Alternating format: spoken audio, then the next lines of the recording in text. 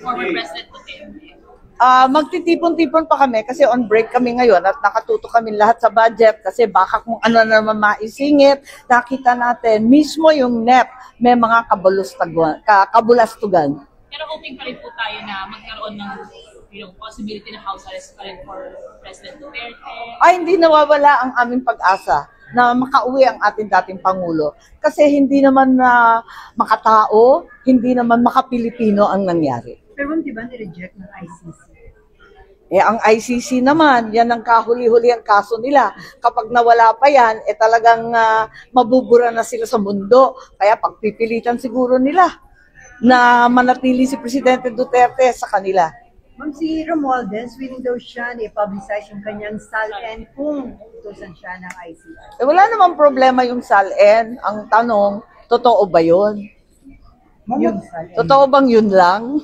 What do you think is the reason behind bakit umarap siya sa ICC? Ano nakikita niyo data? Hindi ko alam. Pero sa tingin niyo, panibagong script po yan. Sa tingin niyo, handa siya mag-tell all dun, ma'am, sa ICI? Or panibagong ano na naman sa Swena? Parang Korean telenovela, bagong plot twist, wag muna tayong lumundag.